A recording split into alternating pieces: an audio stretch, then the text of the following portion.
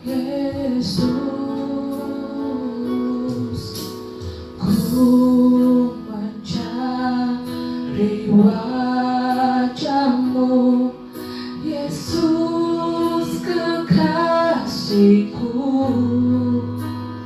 bukan karena apa yang Kau buat, tapi karena cinta-Mu. Ku hampiri tahta-Mu, oh Yesus Rajaku, bukan karena kebutuhanku, tapi karena hati-Mu. Ku percaya mujizat-Mu nyata, selalu ada, tak pernah berubah. Namun aku lebih perlu kan kekuatan-Mu menopang hidupku. Ku percaya berkat-Mu melimpah, takkan pernah kekurangan aku. Namun aku lebih perlu hati yang bersyukur, hati yang percaya bahwa segalanya akan indah pada waktunya. Amin. Kita angkat lagi pujiannya dari awal. Ku mencari wajah-Mu, Yesus kekasihku, bukan karena apa yang Kau buat, tapi karena cinta-Mu. Ku hampiri tahta-Mu, ku hampiri tahta-Mu, oh Yesus Rajaku, bukan karena kebutuhanku, tapi karena hati-Mu. Ku percaya mujizat-Mu nyata, selalu ada, tak pernah berubah. Namun aku lebih perlu kan kekuatan-Mu menopang hidupku. Ku percaya berkat-Mu melimpah, takkan pernah kekurangan aku. Namun aku lebih perlu hati yang bersyukur, hati yang percaya bahwa segalanya akan indah pada waktunya.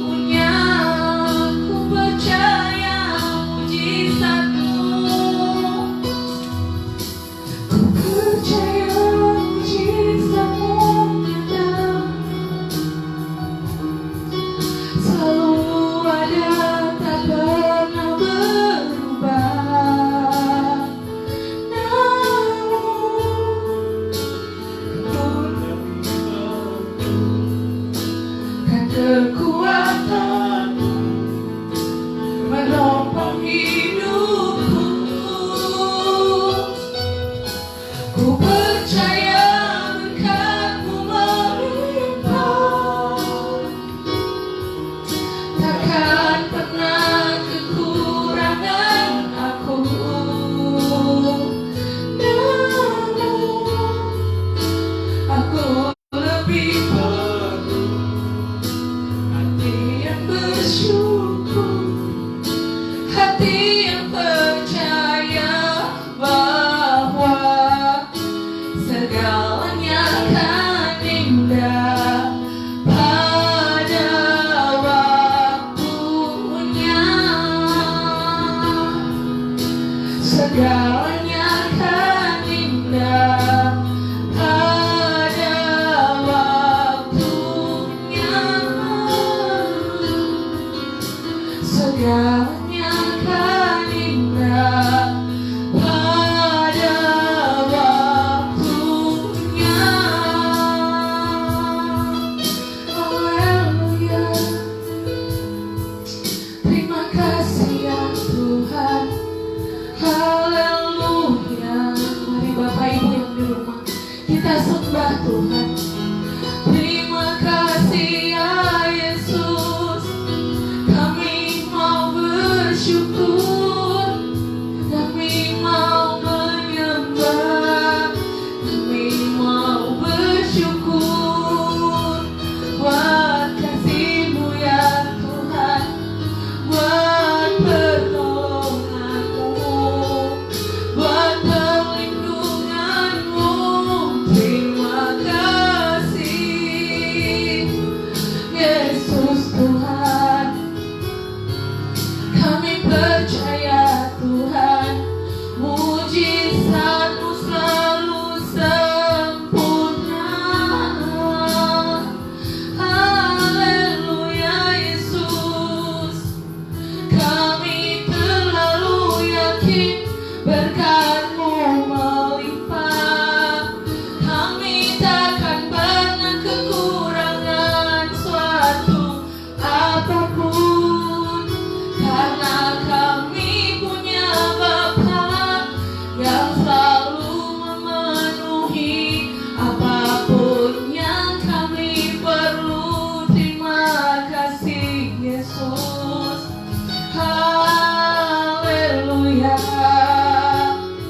Haleluya. Mampukan kami Yesus untuk selalu bersyukur.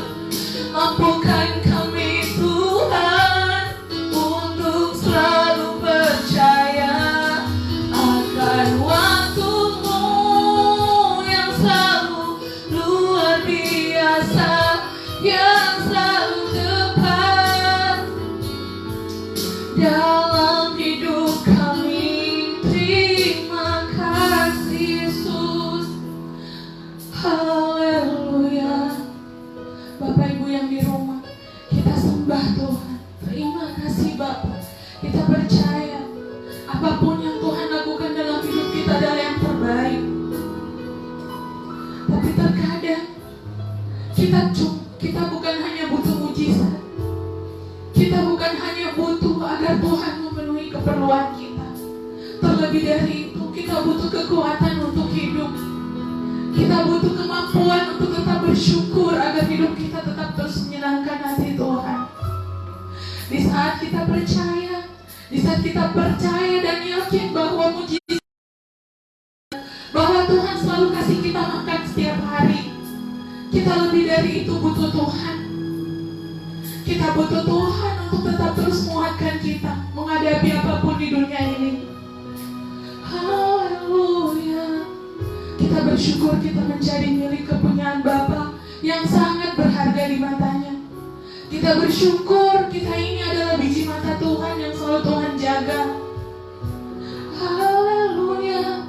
Angkat pujian-Mu kepada Tuhan, angkat tangan-Mu, pujilah Bapa kita.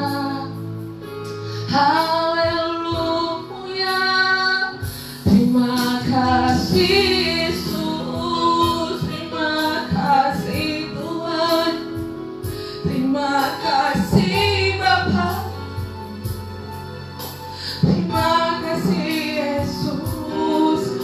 butuh kekuatan-Mu yang selalu melimpah dalam kami. Terima kasih. Haleluya, haleluya.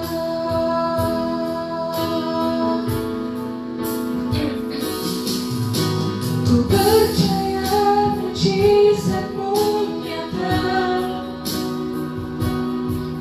selalu ada, tak pernah berubah.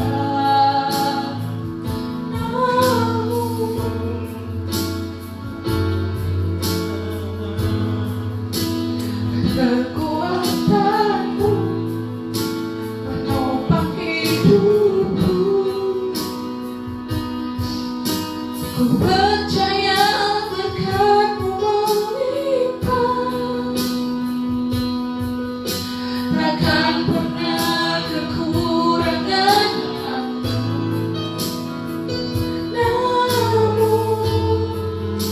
aku lebih perlu hati yang bersyukur, hati yang percaya bahwa segalanya akan indah pada waktunya.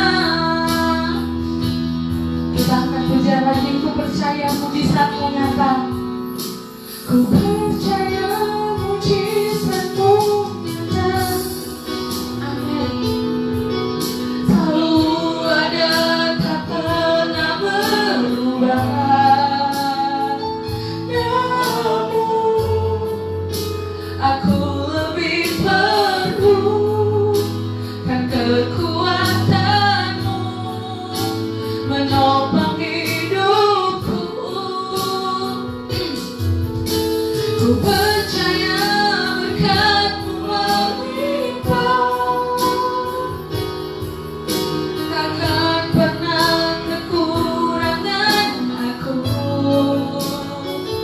Namun aku lebih perlu hati yang bersyukur, hati yang percaya bahwa segalanya akan indah pada waktunya.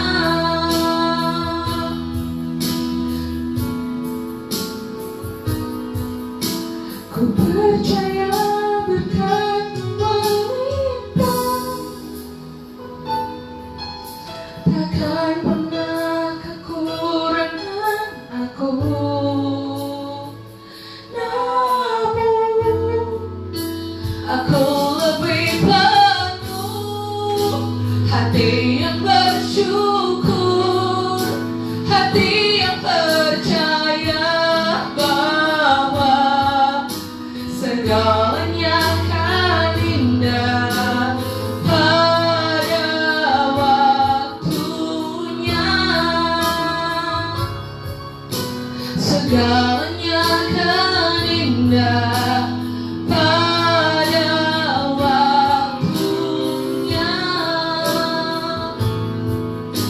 Segalanya akan indah pada waktunya. Haleluya. Terima kasih ya Tuhan. Terima kasih Yesus. Haleluya. Bapa, dalam nama Tuhan Yesus, terima kasih untuk hadirat-Mu Tuhan, untuk pernyataan-Mu dalam hidup kami, untuk pernyataan-Mu dalam pujian penyembahan kami saat ini. Terima kasih Yesus. Terima kasih Bapa. Kami percaya Tuhan, di saat kami merasa pikiran kami buntu Tuhan, kami tidak bisa melakukan apa-apa. Segala cara telah kami lakukan. Bahkan mujizat-Mu selalu nyata dalam hidup kami setiap hari. Berkat-Mu tidak pernah kekurangan dalam hidup kami Tuhan. Tapi ada saat-saatnya kami merasa kami butuh lebih dari itu, yaitu butuh Engkau Bapa. Kami butuh Engkau Tuhan Yesus yang selalu ada dalam hati kami. agar hidup kami tetap terus kuat untuk menghadapi apapun. Karena hidup kami sebagai anak-anak-Mu bukan hanya berbicara tentang mujizat. Hidup kami bukan hanya bicara tentang berkat, tapi kami Tuhan anak-anak-Mu, kami perlu untuk hidup di dalam Engkau Bapa, dan Engkau di dalam kami. Agar apapun yang akan kami hadapi di depan Tuhan, kami tidak pernah khawatir. Kami percaya Engkau ada tetap terus bersama-sama dengan kami. Terima kasih Yesus. Terima kasih Tuhan. Terima kasih Bapa untuk penguatan-Mu. Terima kasih untuk telah meneguhkan kami Tuhan, bahwa di dalam Engkau, bahwa di saat kami hidup dalam Engkau, apapun kami bisa hadapi. Segala perkara dapat kami tanggung dalam Engkau Tuhan. Terima kasih Yesus, kami telah memuji penyembah-Mu Bapa. Biarlah penyembahan kami Tuhan bisa menyenangkan Engkau. Saat ini Tuhan, tiba saatnya kami mau mendengarkan firman-Mu. Kami mau duduk diam untuk mendengarkan firman-Mu. Kami siap ditegur Tuhan di saat kami salah. Kami siap Tuhan untuk dikuatkan. Kami siap untuk dihibur Tuhan. Dan kami percaya di saat kami telah kuat, di saat kami telah dihibur, di saat sukacita penuh dalam hidup kami Tuhan, mujizat-Mu nyata. Bahkan di saat Engkau ada dalam kami, apapun yang kami butuh Tuhan akan kami dapatkan dengan Engkau. Terima kasih Yesus, Engkau urapi Pak Gembala yang akan membawakan firman hari ini. Tutup bungkus dia dengan kuasa Roh Kudus-Mu Bapa dalam nama Yesus, sehingga setiap kata kalimat yang keluar dari mulutnya Bapa berasal dari Engkau. Dan kami yang mendengarkan, yang kami duduk diam di rumah, dan kami yang mendengarkan setiap perkataan yang berasal dari hamba-Mu Tuhan saat ini, kami akan dikuatkan dan hati kami, telinga kami siap mendengarkan firman-Mu. Terima kasih Bapa. Segala kemuliaan, hormat, pujian hanya bagi-Mu Tuhan. Dalam nama Tuhan Yesus, haleluya. Amin.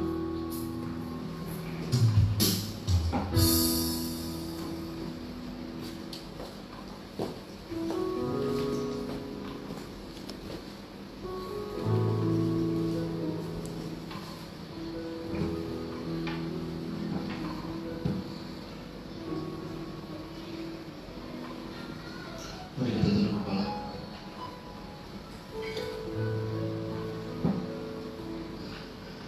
Bapa dalam nama Tuhan Yesus, bersyukur hari ini kami boleh beribadah. Sekalipun kami beribadah secara online, tapi kami percaya tidak mengurangi esensi ibadah kami, tidak mengurangi hadirat-Mu untuk ada bersama-sama dengan kami. Sebab itu Tuhan, kami berdoa supaya Engkau betul-betul hadir di tengah-tengah kami. Damai sejahtera-Mu itu ada di tengah-tengah kami.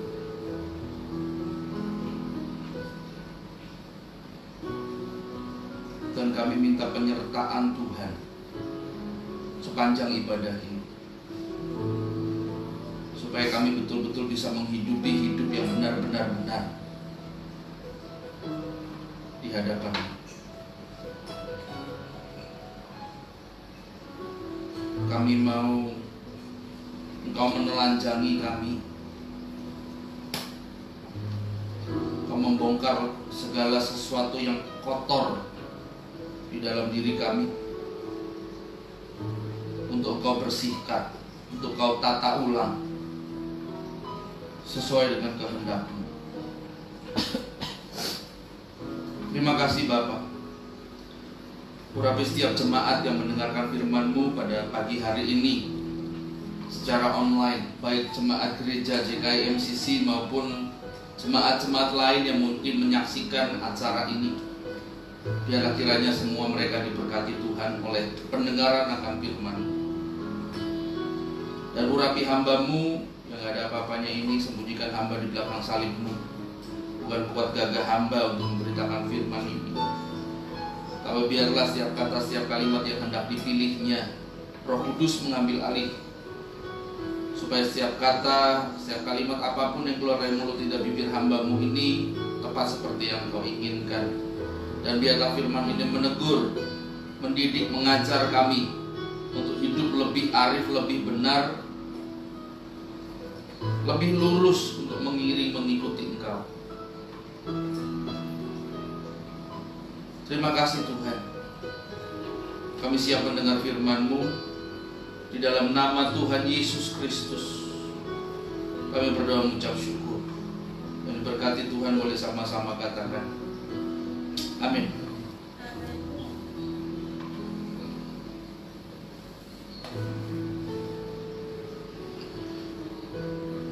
Salam Bapak Ibu semua. Sebentar ya, saya pindahkan mic-nya dulu biar dapat belum megang.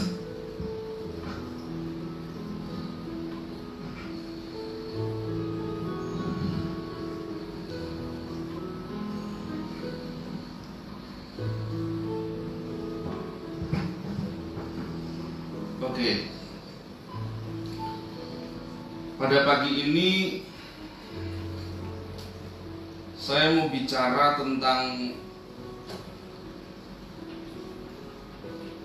menghidupi hidup yang benar-benar benar. Menghidupi hidup yang benar-benar benar. Jangan terkecoh dengan kalimatnya. Ada 3 kali kata benar. Saya kemarin waktu menyusun firman Tuhan ini, dan saya sering mengatakan di mimbar bahwa ketika Alkitab mengulang kalimat yang sama sebanyak 2 kali, itu artinya sangat penting. Dan ketika Alkitab dalam satu kalimat mengulang kata 3 kali, itu artinya sangat-sangat penting.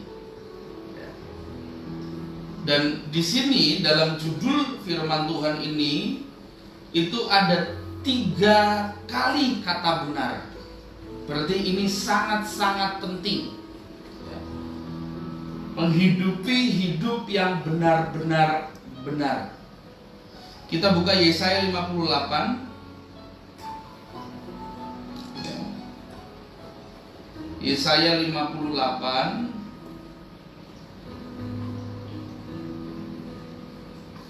ayat yang ke-6 sampai ke-8. Yesaya 58 ayat 6 sampai 8. Demikian firman Tuhan. Sekali lagi Yesaya 58 ayat 6 sampai 8. Demikian firman Tuhan.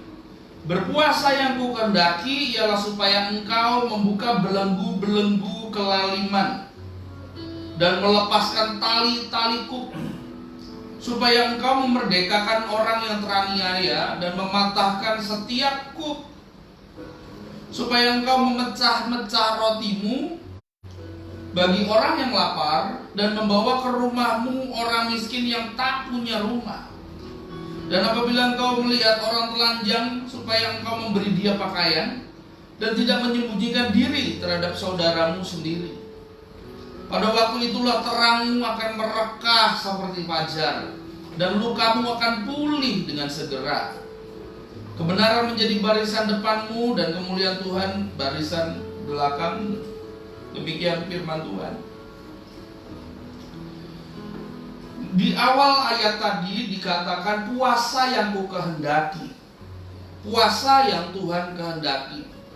Nah, puasa itu gak cuma berbicara tidak makan, tidak minum. Puasa itu tidak hanya bicara menahan diri, menahan nafsu, ya, menahan emosi. Tidak. Puasa itu selalu berkaitan dengan doa. Dan puasa itu lebih kepada yang dimaksudkan di Yesaya ini adalah puasa hati. Ya. Kalau Anda baca ulang lagi ayat yang tadi, kita di puasa yang dikehendaki Tuhan adalah melepaskan belenggu-belenggu kelaliman. Itu artinya ketika ada satu tindakan kelaliman, tindakan yang menekan orang lain, yang merugikan orang lain, seharusnya kita sebagai orang percaya tidak tinggal diam. Ya. Matius 24 katakan bahwa pada akhir zaman kasih akan menjadi tawar, dan saya sudah pernah mengalami hal itu.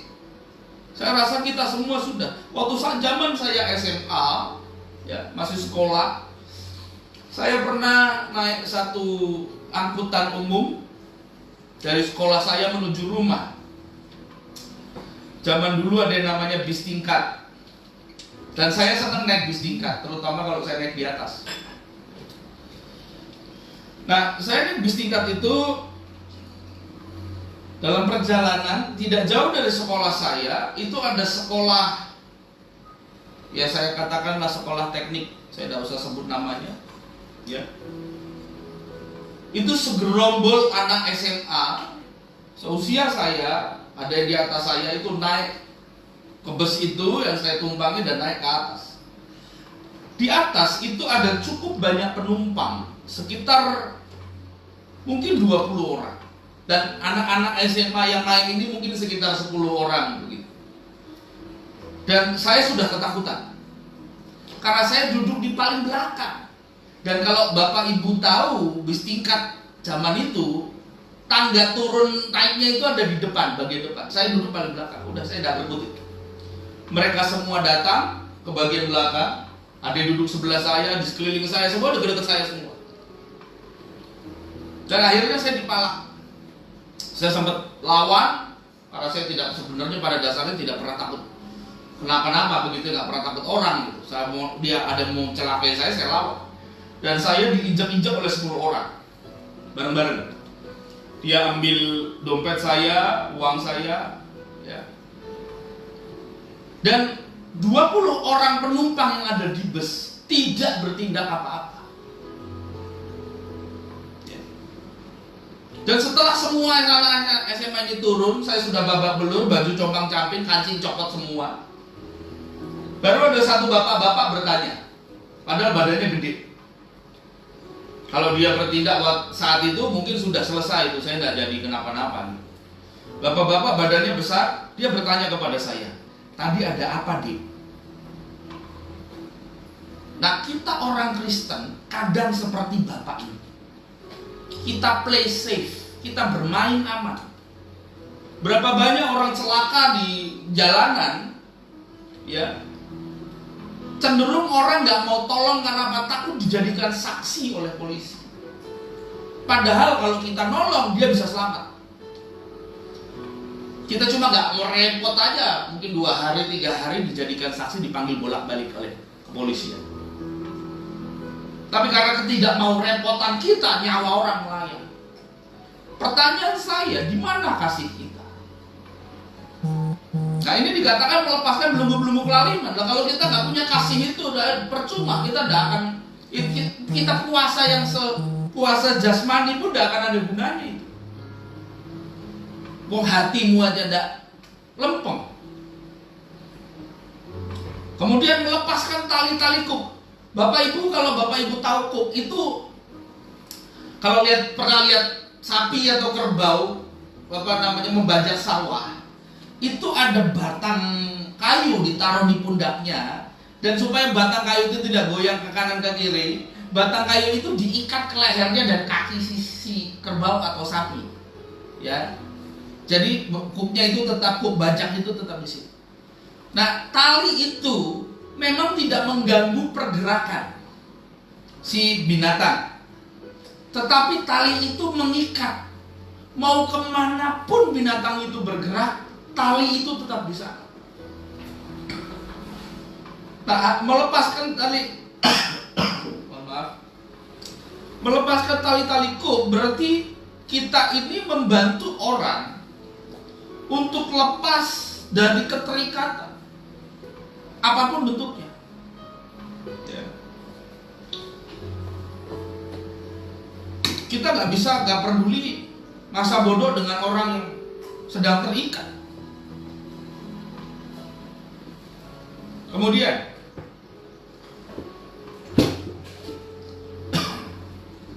supaya engkau memerdekakan orang-orang yang teraniaya. Ya, ini kurang lebih seperti tadi melepaskan belenggu-belenggu kelima, tapi kalau memerdekakan orang-orang yang teraniaya ini lebih kepada membela kebenaran dan mematahkan setiap kuk. Tadi udah ya, tadi tali kuk, sekarang kuknya dipatahkan. Nah, kuk itu tidak bisa dipatahkan kalau lagi ada di pundak. Kalau dipatahkan di pundak, pundaknya ikut patah. Jadi talinya dulu dilepas, keterikatannya dulu dilepas, baru kuknya dihancurkan. Supaya engkau memecah-mecah rotimu bagi orang yang lapar. Puji Tuhan, kemarin minggu lalu ya, gereja ini sempat membagi-bagikan sembako, sekalipun hanya untuk jemaat sendiri karena keterbatasan. Ya. Tapi gereja ini sudah menjadi bagian di mana masing-masing yang punya berkat berbagi buat bersama. Nah, ini kita diajarkan untuk memberi sebenarnya, untuk berbagi, memberi.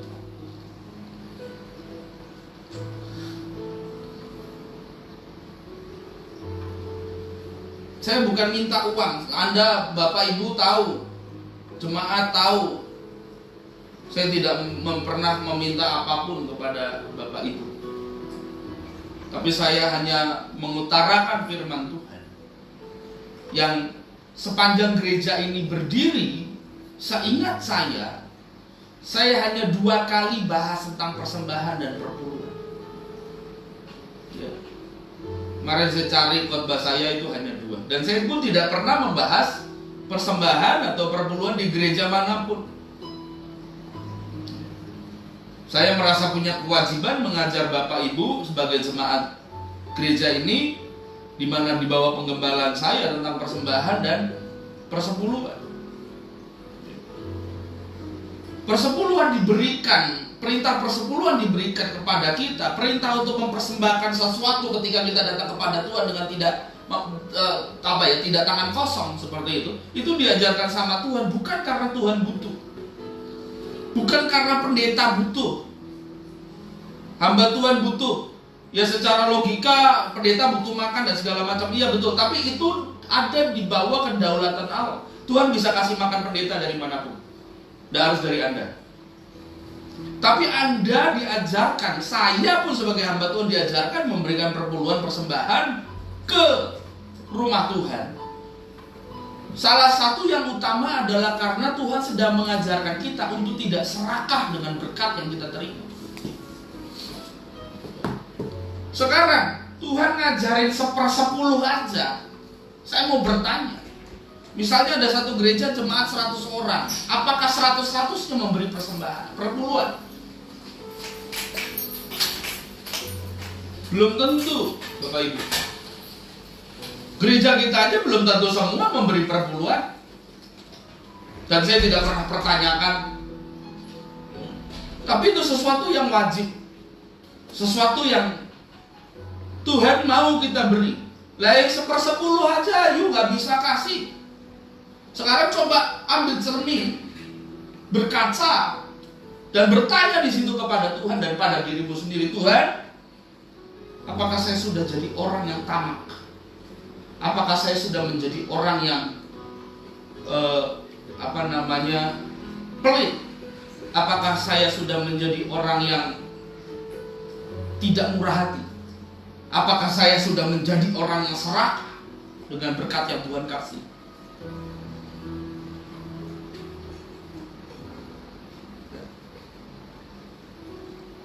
Jadi Bapak Ibu, bagi Bapak Ibu yang bahasa saya hatinya sudah lempeng gitu, untuk sudah memberi perpuluhan,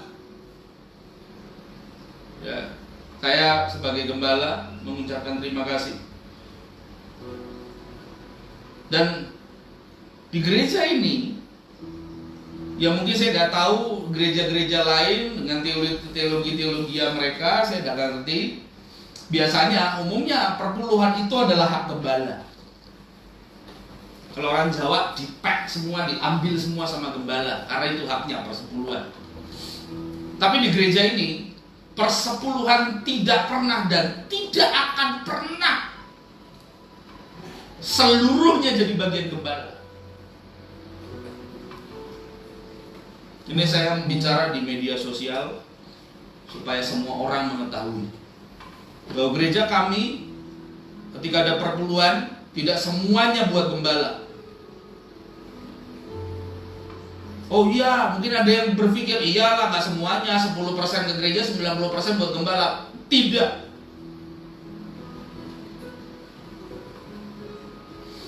Bagian gembala jauh lebih kecil dari persepuluhan itu. Karena gereja ini semenjak saya rintis mengutamakan bagaimana kebutuhan jemaat terpenuhi, mengutamakan bagaimana gereja bisa maju dulu. Urusan gembala, urusan belakangan. Nah, harusnya, idealnya gereja di mana-mana seperti itu. Ya, saya bukan nyindirin gereja-gereja atau teologi orang lain, enggak. Cuma saya rasa gembala tidak bisa egois mengambil semua perpuluhan yang ada. Kita lanjutkan. Dan membawa ke rumahmu orang miskin yang tidak punya. Berarti ketika ada orang miskin yang masih ngontrak, udah tinggal di rumah saya aja gratis gitu. Emang rumahmu berapa besar, kamarnya ada berapa? Bukan. Membawa ke rumahmu orang yang miskin dan tak punya rumah, itu berarti apa? Kalau engkau melihat ada pemulung, ada orang mungkin tukang minta-minta, ya, membawa ke rumah itu maksudnya apa? Yuk bawa dia datang ke rumahmu, yuk kasih makan sampai dia kenyang. Kalau memang kebetulan, kau gak usah cari, memang kebetulan lewat depan rumahmu. Sudah berapa banyak begitu? Di rumah kami, di rumah orang tua saya, kami pernah merawat orang gila. Ya, sekian bulan. Dan karena kami pada waktu itu hanya melakukannya berdasarkan kasih, kami belum ngerti caranya gimana, begitu ya. Jadi kami hanya melakukan atas dasar kasih seperti saya katakan. Akhirnya orang gila itu kami lepas. Karena kami lama-lama takut gila juga. Karena kegilaannya ini, kalau orang Jawa bilang gilai. Ya. Lebih baik kami lepas karena sudah sekian bulan daripada kami ikutan gila. Tapi kami sudah menerapkan apa yang dikatakan firman. Dan apabila engkau melihat orang telanjang supaya engkau memberi dia pakaian. Bapak Ibu pernah lihat orang gila telanjang di jalan enggak? Mesti pernah. Dan saya sudah tahu reaksinya. Pasti lu ketawain. Berapa banyak yang Bapak Ibu, saudara-saudara lakukan, berapa banyak dari Anda yang ketika melihat orang gila telanjang Anda berhenti dan memberi pakaianmu buat dia. Sampai detik ini saya hanya melihat, ya saya nggak tahu ya, karena mata saya kurang, saya tidak selalu di media sosial begitu. Dan saya nggak tahu yang tidak dipublish, tapi yang dipublish yang saya tahu, yang pernah saya lihat, saya pernah melihat seorang hamba Tuhan, mantan dosen saya, itu dia melihat orang gila dan dia selalu bawa baju di bagasi mobilnya, dan akhirnya baju itu masih cukup baru, diberikan, dipakaikan kepada orang gila. Bapak Ibu, di sini ayat-ayat ini mengatakan intinya gini, kita jangan berhenti berbuat kebaikan. Tidak peduli keadaannya baik atau tidak buat kita, tapi kita tetap harus berbuat yang baik. Di zaman kisah para rasul, ketika ada pengemis, ketika ada orang gila, ketika ada orang membutuhkan, rasul-rasul maupun jemaat-jemaat gereja awal itu selalu memberikan kepada mereka ketika mereka diminta. Kenapa? Karena dua hal. Satu, karena perintah, barang siapa meminta kepadamu dan kamu ada, kasih. Yang kedua, itu karena mereka berpikir jangan-jangan takutnya yang jadi pemulung, tukang minta-minta, pengemis itu ternyata malaikat. Jadi daripada you nebak-nebak belum tentu pasti, dan engkau mereka menebak jangan-jangan ini juga benar malaikat, lebih baik apa? Ngasih atau nggak ngasih? Tetap ngasih. Jangan-jangan di zaman sekarang pun mungkin masih ada. Kita kan nggak pernah tahu. Kenapa? Karena di akhir zaman nanti Tuhan bertanya, di manakah engkau waktu aku lapar? Di manakah engkau ketika aku miskin? Di manakah engkau ketika aku telanjang? Di manakah engkau ketika aku di penjara? Berarti korelasinya ada. Tempo-tempo Tuhan mungkin ngetes kebaikan kita itu sampai mana.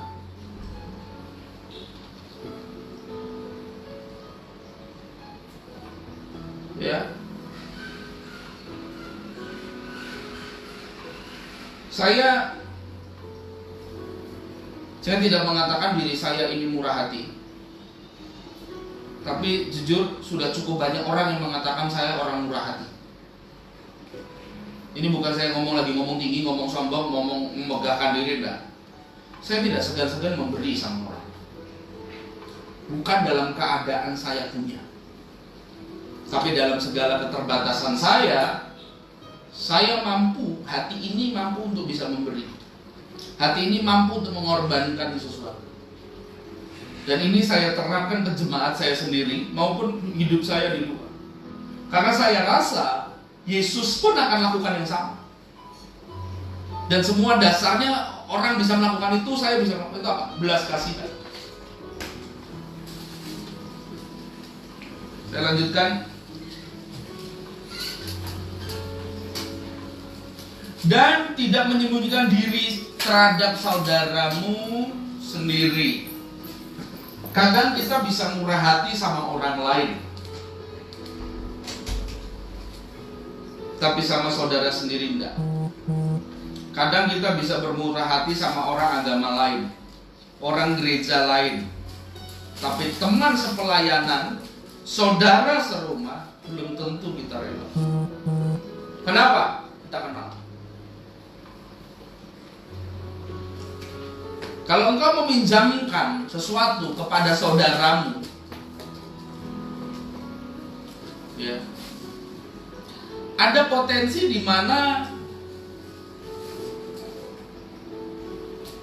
kita pengen dijunjung, dijunjung tinggi, apa itu bahasanya Indonesianya ya Pak? Ya saya agak ini ya. Tapi kalau kita memberikan kepada orang lain, kita rasanya pengen dijunjung tinggi. Tapi kalau kita memberi kepada saudara sendiri tidak mungkin menjunjung kita. Dan itu membuat kita cenderung malas untuk memberi pertolongan. Padahal yang diutamakan saudara sendiri. Saya sudah, jujur Pak, saya sudah tidak mau menyembunyikan apapun. Ya. Waktu zaman saya susah, ya namanya susah ya, saya sering menyusahkan orang lain.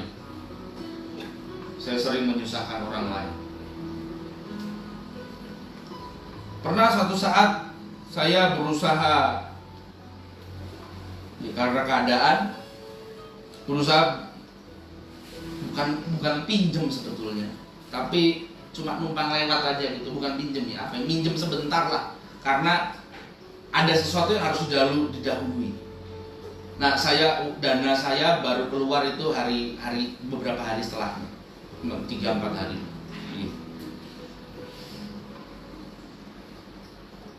Dan ini yang paling klise, yang paling saya tidak suka dan saya tidak pernah terapkan kepada orang lain ketika ada orang lain pinjam kepada saya.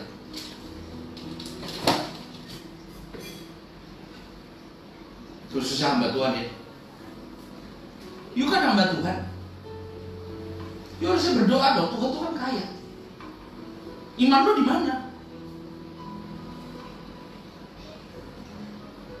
Kalau ada hamba Tuhan sampai hari ini mengatakan seperti itu kepada teman yang hamba Tuhan ketika dia membutuhkan sesuatu, Anda harusnya malu. Karena Alkitab berkata, barang siapa meminjam kepadamu dan itu ada padamu, beri. Dan Alkitab juga berkata, jangan berharap itu kembali. Jangan pernah menagih. Itu Tuhan lagi bukan mengajarkan si peminjam ini untuk jadi manja, enggak. Tapi Tuhan mengajarkan si pemberi pinjaman untuk tetap mengandalkan Tuhan dan menyadari bahwa berkat yang dimilikinya itu bukan miliknya sendiri, tapi datang dari Tuhan.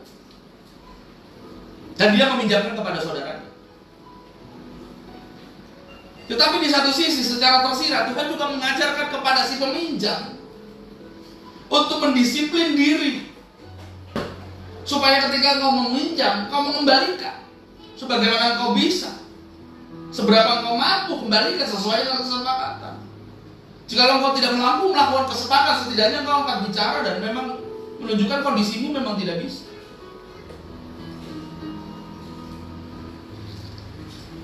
Ya. Ini nanti saya akan bahas khusus ini di lain kesempatan. Tidak menyibukkan diri, yang penting kita menolong, utamakan saudara kita. Jangan, sekarang orang kalau butuh makanan, Pak minta makan, Anda lebih senang mana, ngasih makan apa ngasih uang? Kalau saya ngasih makan, ya. Kalau orang pinjam uang dan orang ini mengatakan untuk kebutuhan sehari-hari, lebih baik mana? Anda kasih uang atau kasih kebutuhan sehari-hari? Kalau saya kasih uang. Kenapa? Sesuai yang diminta. Kadang dibalik orang Kristen ini. Ya, apalagi pendeta-pendeta yang mencoba memanfaatkan jemaat. Ketika dia butuh kendaraan, dia ngomong ke sekretaris, ke staf, ke siapa, tolong doakan ya, saya butuh kendaraan, udah begini untuk pelayanan. Akhirnya staf-stafnya jemaat patungan untuk bisa membelikan si pendeta kendaraan. Tapi ketika ada jemaat yang sakit kanker dan butuh doa, butuh pertolongan si hamba Tuhan, bukannya dia menggalang jemaat untuk patungan supaya ini orang bisa sembuh atau bisa ikut kemoterapi karena keadaannya nggak mampu, dia malah cuma apa? Yuk kita doa buat orang. Pendeta kurang ajar. Dan kalau ada orang seperti itu, Anda juga kurang ajar.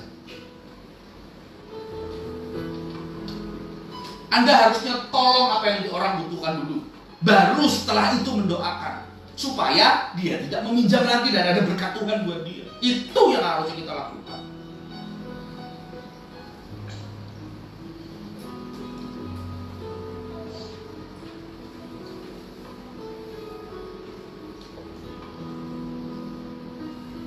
Mengerjakan keselamatan dengan takut dan gentar, salah satunya adalah hidup mengucap syukur atas keselamatan yang sudah diterima dengan sikap kita, sikap hidup kita.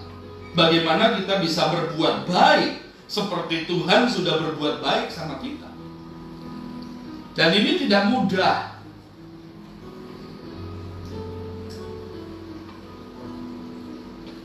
Makanya saya selalu bilang, berbuat baik ketika orang berbuat jahat sama kita, itu baru hukum yang di atas rata-rata. Kalau kita ditampar, kita balas, kita gak ada bedanya sama dunia. Kalau kita ditampar dan tidak membalas, itu standar hukum Kristen, standar. Tapi kalau kita ditampar kemudian kita kasih pipi satunya, itu di atas standar. Dan kita dituntut untuk hidup di atas standar. Kalau orang meminta engkau berjalan 1 mil, berjalannya dengan dia 2 mil. Jika orang minta bajumu, berikan jubahmu. Sekarang pertanyaan saya sederhana. Ketika ada orang meminta kepadamu uang 1 juta, lu mau nggak kasih 2 juta? Sama aja prinsip.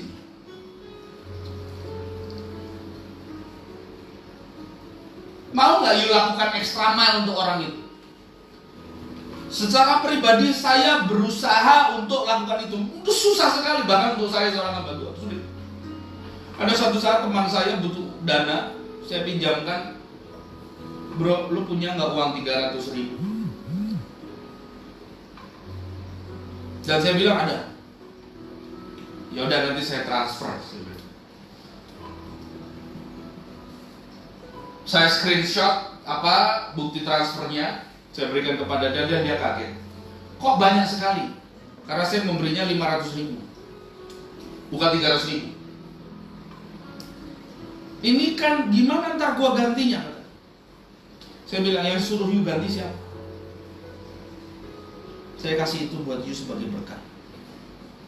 Dan sampai detik ini teman saya tidak pernah minjam saya lagi. Entah karena dia malu, entah karena dia aduh udah enak atau apa, tapi dia pinjam 300.000, saya kasih 500.000. Saya melakukan ekstra mile-nya. Tapi mungkin itu tujuan Tuhan juga kali ya.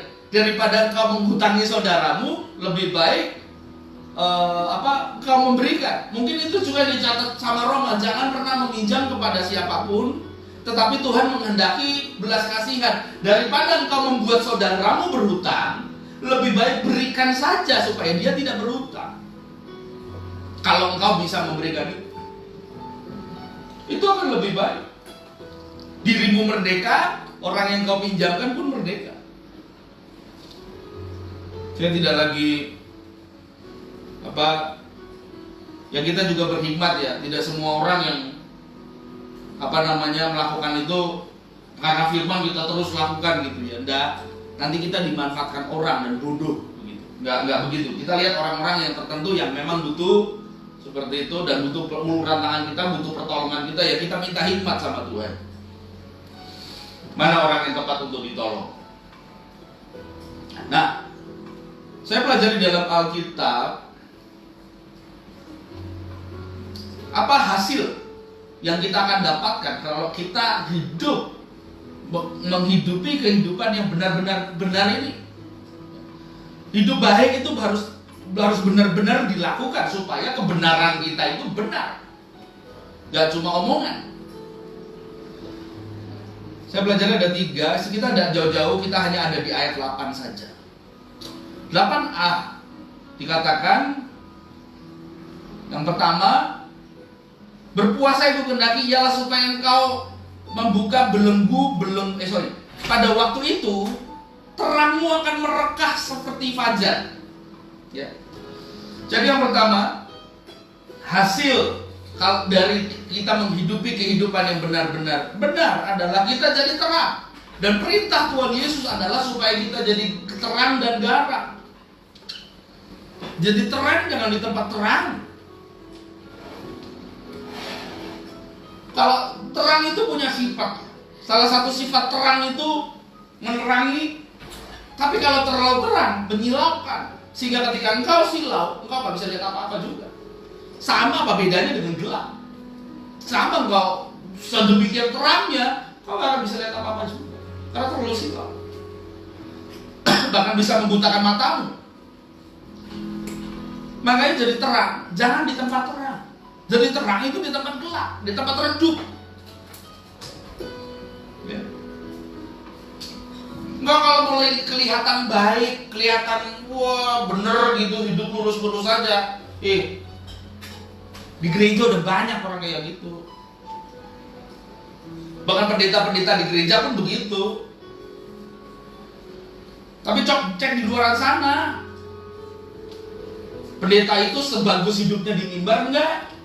Jemaat-jemaat yang datang ke gereja itu hidupnya sebagus waktu dia datang ke gereja enggak? Apa cuma gara-gara takut ada pendeta aja enggak enak? Hidup kita di dalam gereja, saya sering bilang, kita ke gereja hari Minggu, ya, kita diperlengkapi oleh Tuhan di gereja hari Minggu, supaya hari Senin sampai Sabtu kita jadi gereja di luar, supaya kita juga mendidik, mengajar orang di luar, kita jadi saksi di luar.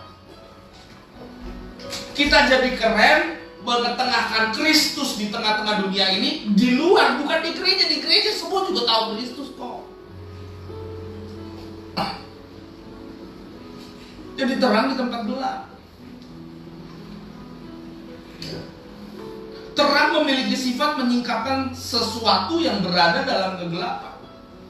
Terang dan gelap gak bisa menyatu. Di mana ada terang, kegelapan akan sirna.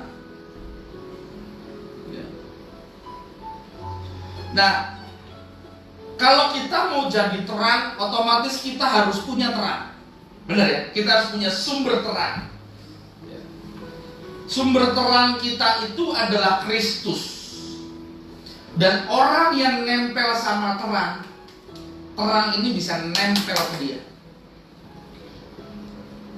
Saya secara tidak sengaja mempraktekkan teori ini. Saya punya sebuah senter. Senter itu ujungnya hanya led kecil saja. Tapi senter ini harganya cukup mahal. Ya. Kenapa? Karena dengan led yang sedemikian kecil itu, senter ini bisa terang sekali. Sangat terang. Ini presenter yang biasa dipakai polisi. Ya, kecil, terang sekali.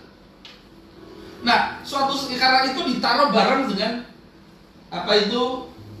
charger USB dan segala macam di satu tas. Perlengkapan gadget lah ya, saya taruh di dalam satu tas. Dan tidak sengaja senter itu kepencet. Kepencetnya pas di mode yang paling terang. Oke? Dan karena itu case-nya warna hitam, jadi nggak tahu itu nyala di dalam gitu ya. Nah, karena sering terjadi seperti saya sering begitu saya buka menyala matikan, buka nyala matikan gitu. Karena sering begitu, suatu saat saya butuh senter itu, akhirnya saya cabut keluar, saya pakai. Nah, ketika saya mau mengembalikan senter itu ke dalam case-nya, mau tahu case dari bahan kalau tas sekolah itu bahannya kayak kayak parasut gitu ya. Nah, warnanya itu abu-abu. Warnanya itu telah berubah jadi biru. Kenapa? Karena diterangi sehingga warna abu-abunya udah jadi kebiruan. Nah, kalau abu-abu diterangi sinar yang putih, itu nampak di baliknya itu warnanya rada-rada kebiruan. Dan efek sinar itu mempengaruhi parasut yang jadi case-nya si senter. Dan itu bertahan lama. Dan kadang-kadang tidak bisa berubah. Nah, kalau kita sumber terang kita itu nempel sama kita nempel kepada sumber terang. Dan ketika kita harus berpisah dengan terangnya untuk sementara waktu, ya. Kita terangnya sumber terang itu nempel sama kita. Itu yang terjadi sama Musa di Gunung Sinai. 40 hari, 40 malam dia bersama Allah berhadapan-hadapan muka. Sehingga ketika dia turun gunung,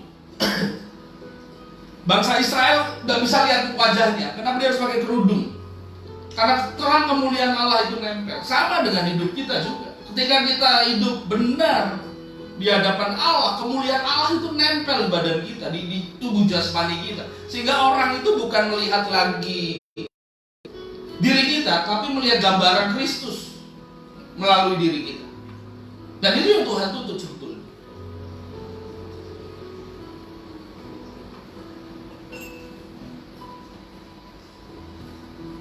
Kalau Bapak Ibu mengerti, yang saya mau bicarakan adalah terang itu. Kalau saya bilang tadi, hari Minggu kita ke gereja, kita dapat terang, kita mendekat pada sumber terang. Senin sampai Sabtu, you keluar dari gereja, you ada di luar gereja, you jadi terang di luar. Engkau bawa terang yang kau dapat keluar. Dan itu akan menularkan orang lain. Di sanalah engkau menjadi saksi buat Tuhan. Dan harusnya gereja kita sudah berjalan hampir 3 tahun. Harusnya kita sudah bisa mempraktekkan ini. Kenapa? Kenapa? 3 tahun harusnya bisa memperhatikan hal ini. Yesus membutuhkan 3,5 tahun saja untuk mendidik murid-murid 12 orang untuk menjungkir balikin dunia. Wah, itu kan Yesus, Pak. Pada waktu Yesus melakukan itu, Yesus manusia biasa. Ya. Berarti Bapak mau nyamai Yesus kok? Mau nyamai Yesus dong? Saya katakan iya.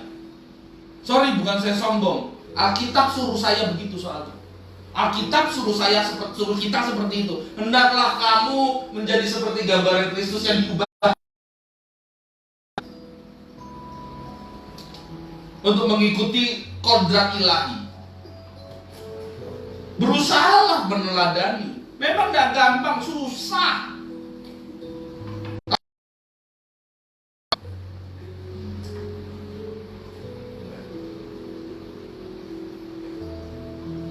Jadi yang pertama, gimana hasil yang akan kita dapatkan jika kita menghidupi kehidupan yang benar-benar, kita jadi terang. Ketika memberkati orang, kita jadi terang.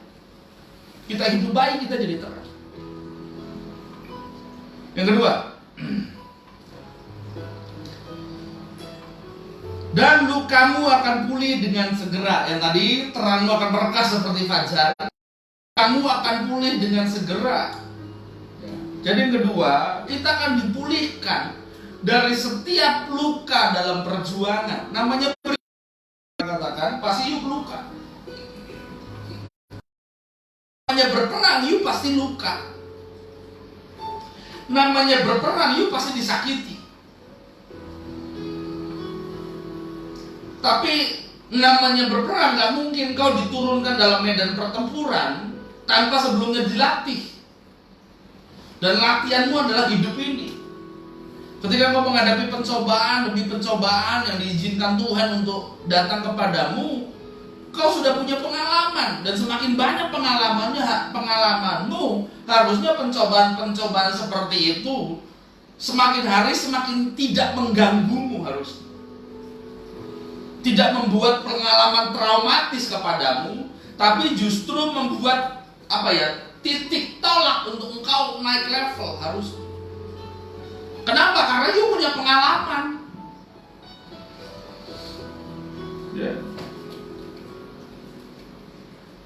Nah, engkau diperlengkapi untuk turun medan pertempuran. Kalau engkau punya pengalaman pun, pangkatmu sudah tinggi, namanya kalau berperang begitu ya, pangkatnya semakin naik. Harusnya engkau semakin ngerti yang namanya strategi. Dan karena engkau semakin mengerti yang namanya strategi, makin minim engkau terluka. Betul? Tapi kalau engkau bersikap selalu masa bodoh dan bodoh mengasihani diri sendiri terus, engkau tidak akan pernah mengerti namanya strategi, dan engkau selalu membuat dirimu terbuka untuk disakiti, untuk terluka. Ini bodoh. Tapi kalau kau mau maju, kau merasa pangkat dalam ketentaraan, begitu saya mengistilahkan ya, seperti yang Paulus katakan juga dalam firman begitu. Kalau orang naik pangkat lebih tinggi, dia harusnya punya strategi. Dia harus tahu melakukan bagaimana supaya dia tidak terluka. Bukan berarti kau melukai orang lain supaya tidak melukai dirimu, enggak. Hidup ini kan gak pernah menjanjikan kita semua berjalan mulus. Hidup ini tidak pernah menjanjikan semua orang akan baik sama kita dalam segala kondisi. Bahkan hidup ini pun pengalaman mengatakan kepada setiap orang, ketika kita berbuat baik pun kita dijahatin orang kok. Semua baliknya kepada kita sendiri. Kita mau dewasa enggak? Kalau kita mau dewasa, harusnya apa? Kita semakin ngerti, kita akan berperang bukan cuma sekali. Kita dalam hidup ini setiap hari peperangan. Harusnya apa? Engkau harusnya dipangkat. Itulah kenapa Filipus ya mengatakan kepada Yesus, Guru, tunjukkanlah Bapa itu kepada kami. Dan itu Tuhan Yesus waktu itu mengatakan kepada Filipus begini, Filipus, sudah berapa lama aku sama kamu, tapi kamu masih nanya di mana aku tunjukkan Bapa itu kepada diriku. Yesus berkata, Bapa dan aku adalah satu. Kalau engkau melihat aku, engkau melihat Bapa. Dan Filipus tetap gak ngerti. dari pengalaman dia, dari pangkatnya dia, secara rohani, harusnya Filipus sudah tidak bertanya seperti itu. Kenapa? Yesus menganggap Filipus harusnya sudah dewasa.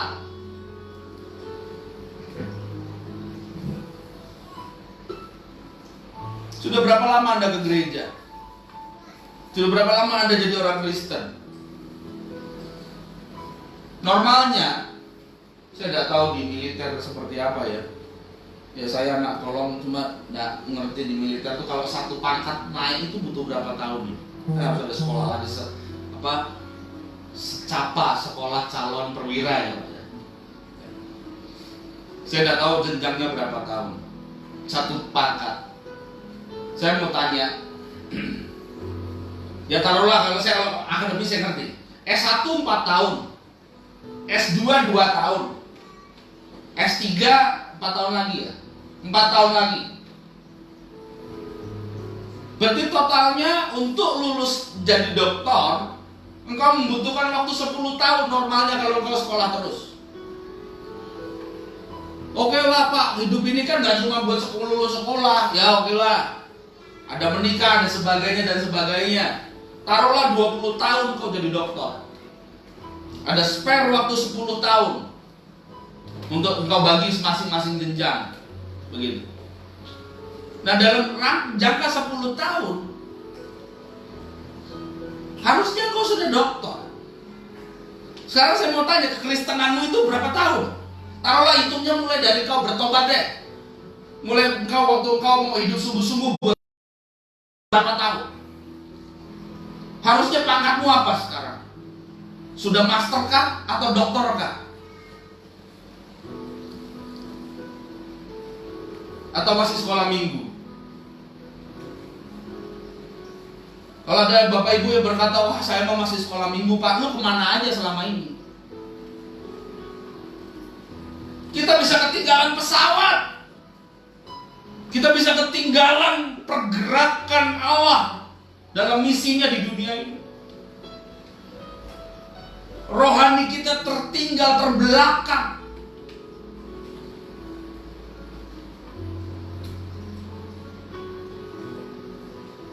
Dan banyak orang Kristen secara rohani terbelakang sekarang.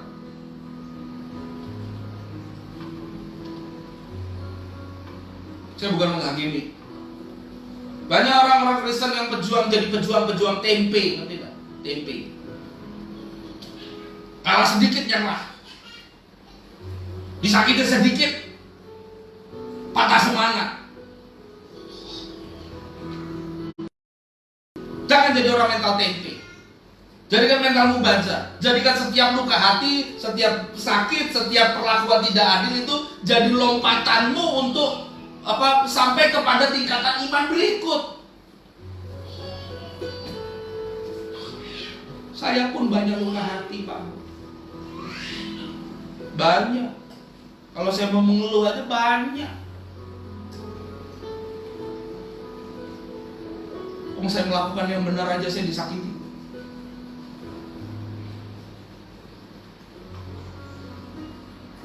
Tapi saya belajar untuk gak mau komplain terus-menerus. Kenapa? Karena dari semua luka hati, sakit hati yang pernah saya alami, saya masih bisa membandingkan ukurannya dengan ukuran yang Yesus alami. Dan dia jauh lebih banyak. Itu yang menyebabkan saya malas komplain-komplain. Karena Yesus sudah terlalu baik buat saya.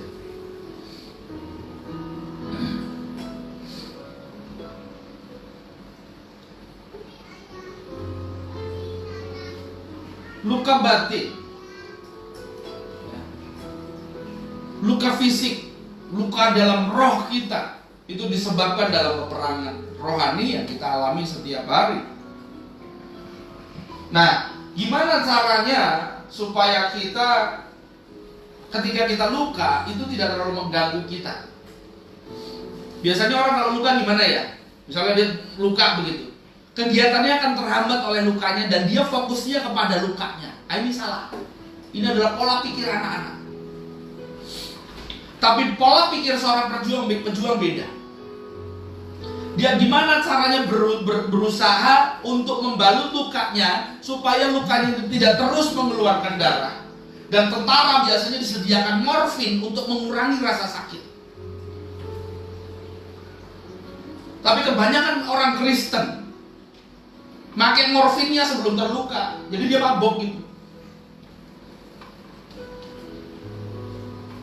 Ya.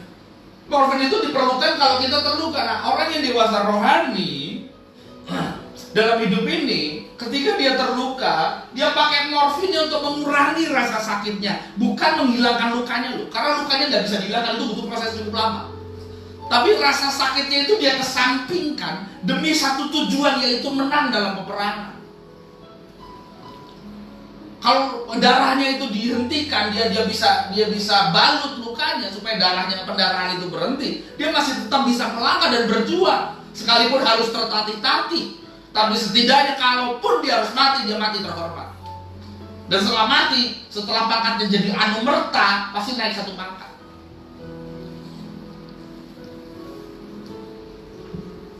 Kita ini pejuang, Pak, Bu, saudara-saudara sekalian. Gak ada pejuang manja-manja. Gak ada pejuang pengen denger yang manis-manis saja. Ya. Tetapi kalau kita hidup benar dengan melakukan apa yang baik, kita menabur di tanah yang baik, mengikuti karakter Kristus dengan sungguh-sungguh dengan hidup kita yang sementara ini di bumi ini, maka setiap luka yang kita derita dalam perjuangan kita itu akan pulih, Tuhan bilang. Kenapa bisa pulih? Karena ketika kita melihat orang tersenyum, kita tersenyum. Ketika lihat orang menangis, kita menangis. Makanya firman katakan, bersukacitalah dengan orang yang bersukacita, tertawalah dengan orang yang tertawa, dan menangislah dengan orang yang menangis. Kita berempati, diajar berempati untuk keadaan orang lain. Kalau kita berempati sama orang lain, Tuhan pun akan berempati sama kita. Itu sederhana prinsipnya. Tuhan ingin level rohani kita itu dewasa, sehingga kita bisa mengesampingkan segala sesuatu yang berkaitan dengan ego kita, berkepentingan dengan mengesampingkan dengan apa yang dinamakan kepentingan diri sendiri. Oke, kita butuh, ya kita butuh.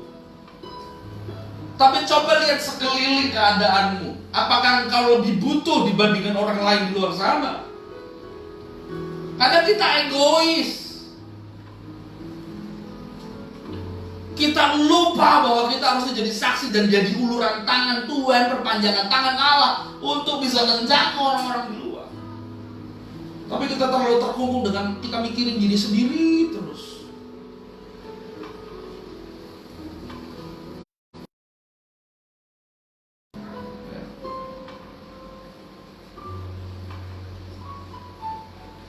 Jadilah terang.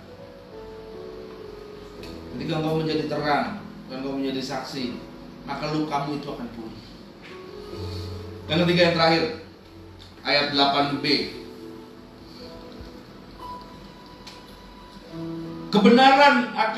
Kebenaran menjadi barisan depanmu, dan kemuliaan Tuhan barisan belakangmu.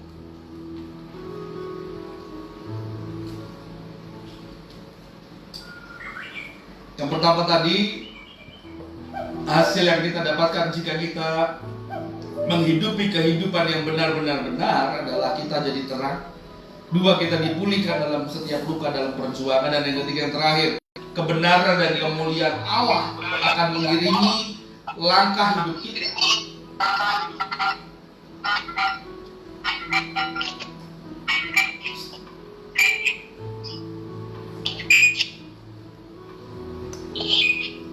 Orang benar akan selalu menerima pembelaan Allah. Orang benar akan selalu menerima pembelaan Allah. Kenapa? Ada ayatnya. Ayatnya katakan tidak selamanya dia membiarkan orang benar jatuh. Ada lagi ayat mengatakan 7 kali orang benar jatuh, 7 kali dia bangun lagi.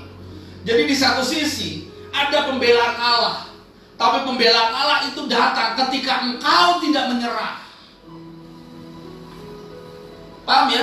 Di satu sisi dikatakan bahwa tidak selamanya Tuhan membiarkan orang benar itu jatuh.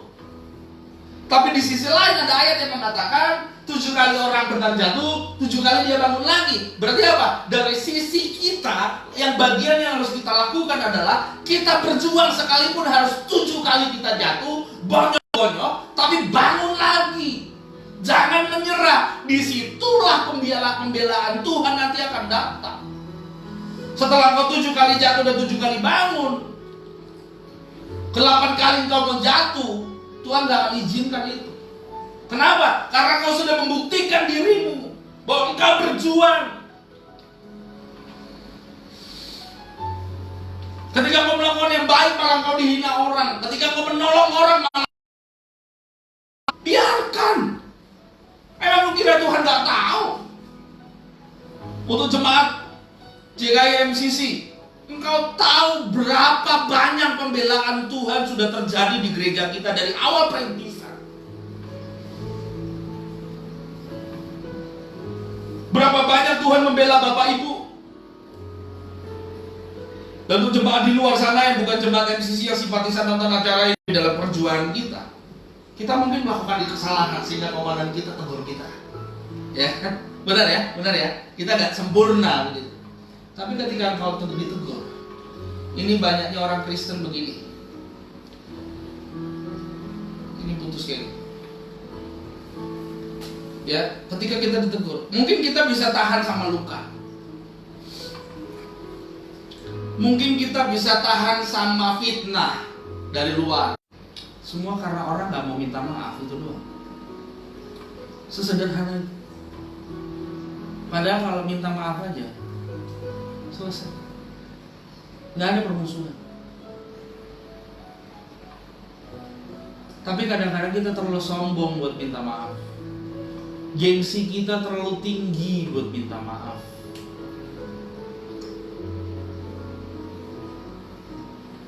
Kadang kita merasa benar. Mungkin secara bukan merasa ya, mungkin secara fakta ya kita benar. Tapi lawan kita adalah orang yang merasa kita bersalah. Tapi seharusnya kita sebagai orang percaya, kalau kita mau hidup benar-benar benar, apa sih salahnya minta maaf kalau engkau nggak salah? Apa sih salahnya menghiraukan egomu? Nggak salah kan? Saya mau tanya, apa yang dikorbankan kalau engkau minta maaf? Apa yang dikorbankan? Hilangkah hartamu? Hilangkah harga dirimu? Atau yang hilang egomu? Setiap kita tahu bahwa kalau punya ego besar, nggak jauh dengan orang sombong, nggak jauh dengan orang sok tahu.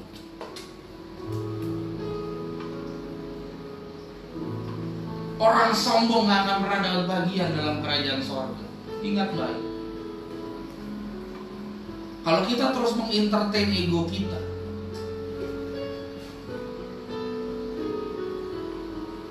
jangan harap kita masuk surga. Dan mungkin kau mengorbankan orang lain untuk tidak masuk surga bersama-sama dengan dirimu. Dan itu jahat. Gak salah kan? Supaya apa? Supaya di depan kita itu kita kedapatan selalu benar, berbariskan depan kebenaran. Okay. Karena kalau kita hidup benar, menghidupi kehidupan yang benar, maka kehidupan benar kita itu akan menarik orang untuk hidup benar juga. Oh ya, tidak cuma terang yang menular, kebenaran hidup kita menulari orang lain. Kenapa? Ada ayat Alkitab katakan pergaulan yang buruk merusak kebiasaan yang baik. Dan kalau saya boleh balik ayat itu, kebiasaan yang baik akan merusak kebiasaan yang buruk. Yang buruk akan yang hilang kalau yang buruk ini bergaul sama yang baik terus. Dan yang baik ini akan hilang ketika dia bergaul sama yang buruk terus. ini menular buat orang. Tergantung dirimu. Kamu menularkan yang positif atau yang negatif. Semua pilihan di tangan.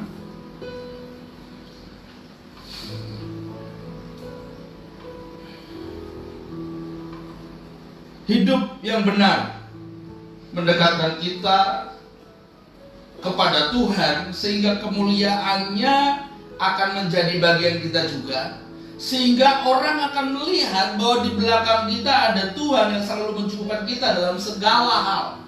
Bapak Ibu, saya nggak tahu, mungkin ada yang remaja atau apa yang menonton acara ini. Saya mau bertanya, pernahkah nonton film Lion King? Yang pertama, kalau Bapak Ibu pernah menonton Lion King, itu film kartun ya, tentang seekor singa dan anaknya. Suatu saat Simba ini dibujuk oleh pamannya yang namanya Scar.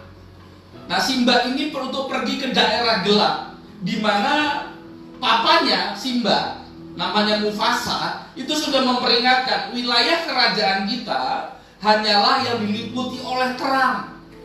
Yang di tempat gelap itu bukan bagian kita. Kalau engkau pergi ke sana, engkau bisa celaka. Udah diperingatkan. Tapi karena bujukan pamannya, akhirnya Simba pergi ke sana. Ya. Ketika Simba pergi ke sana,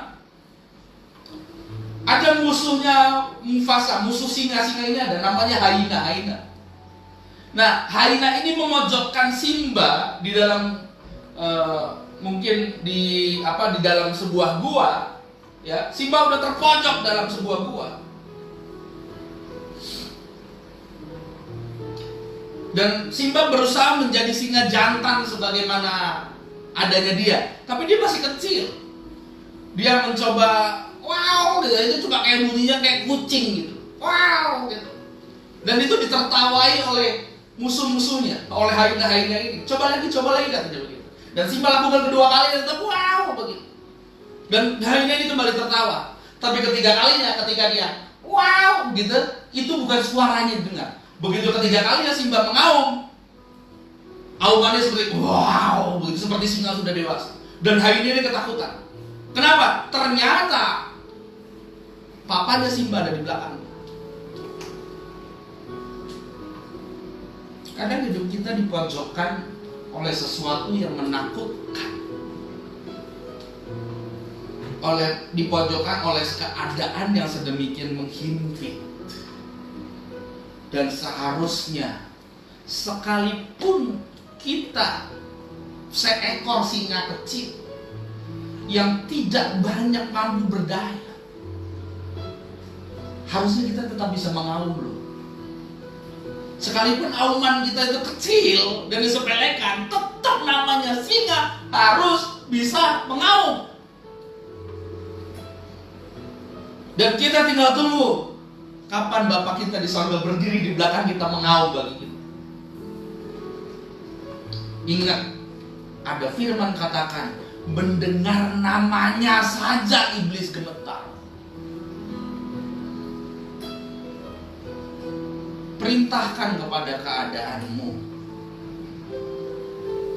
miliki iman. Perintahkan kepada keadaanmu buat berubah. Perintahkan kepada dirimu supaya dirimu berubah. Jangan melulu Tuhan berkati aku. Mulai berdoa, Tuhan selamatkan karakterku. Tuhan selamatkan caraku berpikir supaya aku berpikir seturut dengan pikiran-Mu. Tuhan selamatkan rohku supaya rohku ini terus kuat berbicara, supaya jiwa, batinku dan tubuhku melakukan kehendak-Mu. Saya mau tanya, berapa banyak orang di sini mau berdoa seperti itu? Ketika kamu dapat berkat udah di ujung, Tuhan tolong, Tuhan berkati, Tuhan tolong supaya berkat ini jadi berhasil. Kita semua berdoa seperti itu, seperti kebanyakan orang. Tapi berapa banyak kita berani berdoa, Tuhan kalau ini berkat ini jadi membuat aku jadi sombong, membuat aku jadi kehilangan Engkau, kalau membuat aku jadi jauh daripadamu, musnahkan. Berani? Di situ letak bedanya. orang yang dewasa rohani sama yang masih anak-anak. Karena habis selesai acara ini, coba Bapak Ibu pergi ke cermin, bertanyalah di sana, sudah berapa dewasa saya?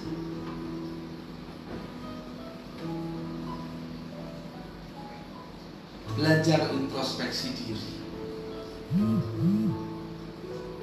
belajar untuk menilik, belajar untuk menghakimi dirimu sendiri. Jangan hakimi orang lain, karena lu gak pernah jadi hakim. Belajar hakimi dirimu sendiri. Belajar untuk melihat apakah engkau bersalah sebenarnya dalam tindak tanduk. Apakah tindak tandukmu itu sudah sesuai dengan firman yang Tuhan mau. Coba cek.